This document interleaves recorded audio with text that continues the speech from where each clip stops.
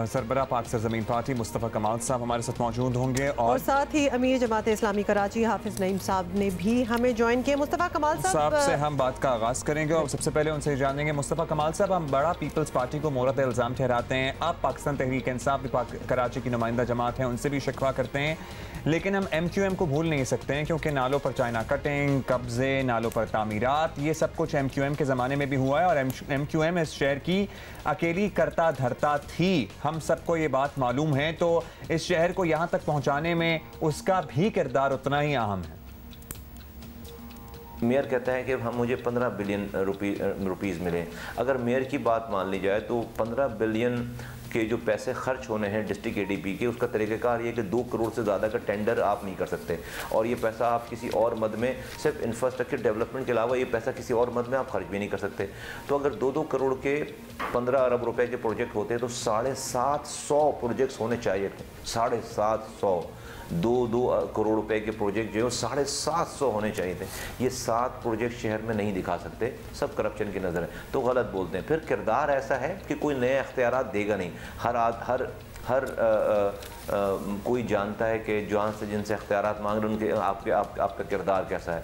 तो और दूसरी बात ये कि प्रोविंशियल गवर्नमेंट है जिम्मेदार। प्रोविंशियल गवर्नमेंट अगर फ़र्ज़ करें मेयर काम नहीं कर रहा तो ये प्रोविंशियल गवर्नमेंट की जिम्मेदारी है कि भाई वो मेयर की सरजनिश करे, उसके पास इख्तियार भी है मेयर को हटाने का। लेकिन चूँकि प्रोविंशियल गवर्नमेंट भी पार्टनर्स इन क्राइम है, उनको मज़े लगे हुए हैं और उनको शहर कराची से कोई उनको लगाव नहीं है, कोई वो सिर्फ नए हल्के बनाकर कराची को जीतना चाहते हैं। वो दिलों को जीतना नहीं चाहते, वो काम करके कराची को विन ओवर नहीं करना चाहते। वो चाहते हैं कि लिसानी बुनियाद पर इसको काट पीट के बिल्कुल इसको तहस नहस इस शहर के फैब्रिक को तबाह बर्बाद करके फिर कराची जीत जाएं। वो जो कि वो नाकाम होंगे, जो उनके पास है वो भी सब कुछ चला जाएगा उनके पास, उनके हाथों से।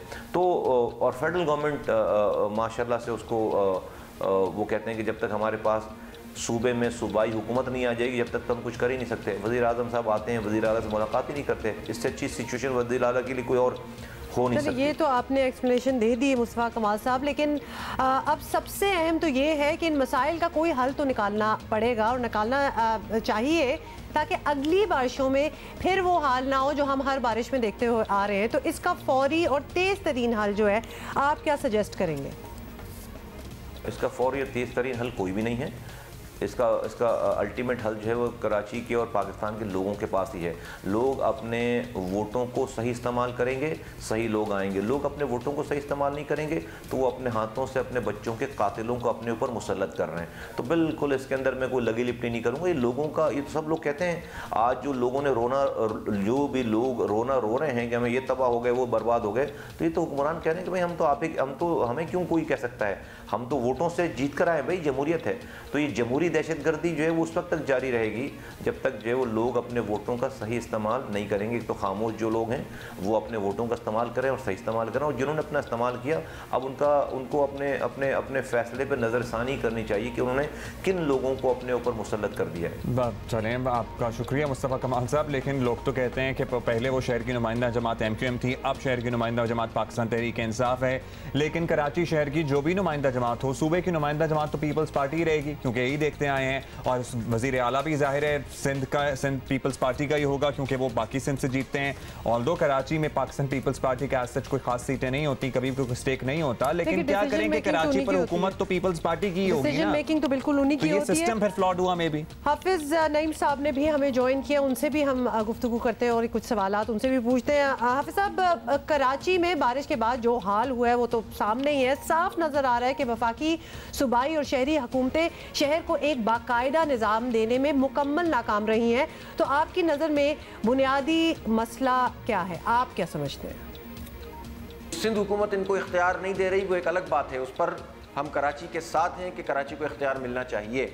लेकिन जो इख्तियार इनके पास है उसके मुताबिक कोई मसला नहीं था फंड्स का, ये नाले साफ़ होने चाहिए थे पहले से। और फिर जबकि 1 अरब रुपए का फ़ंड अभी तो पिछले दिनों मेयर ने ऐलान किया था, वज़ीर बल्दियात दोनों ने मिलकर प्रेस कॉन्फ्रेंस की थी, तो 15 दिन में ये साफ़ ही नहीं कर सके।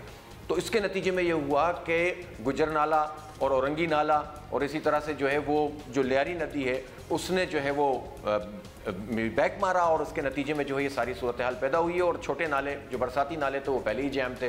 तो 100% रिस्पॉन्सिबिलिटी बल्दिया की है इसमें, और साथ साथ इस लिहाज से कि अगर उनके अंदर कोई कमी बेची थी तो फिर ये सूबे का काम था कि उसको देखते। अब आ जाइए एक ओवरऑल सिचुएशन के ऊपर। ओवरऑल सिचुएशन की बात यह है कि जो सूबाई हुकूमत है वो सारे इख्तियारात तो अपने पास रखती है और कराची को या बल्दियाती इदारों को कुछ देने के लिए तैयार नहीं है। बल्दियाती इदारों को इख्तियार देने के लिए तैयार नहीं है। बताइएगा, अब आप साहब के जमात इस्लामी का दावा रहा है कि कराची के मसाइल का हल उनके पास है। नेमतुल्लाह खान साहब की लोग तारीफ भी करते हैं, अभी तक याद भी करते हैं उन्हें। अब ये नकासी है, आप वाला मसला ही ले लें, फिलहाल सबसे बड़ा मसला है जमात इस्लामी के पास क्या हल है इसका?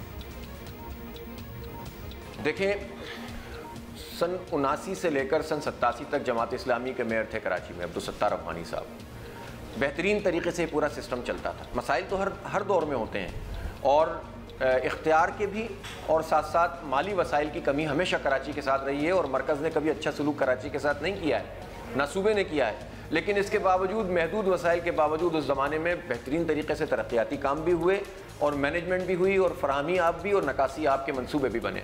फराहमी आप का जो K2 मंसूबा था वो अफगानी साहब ने कराची को दिया था।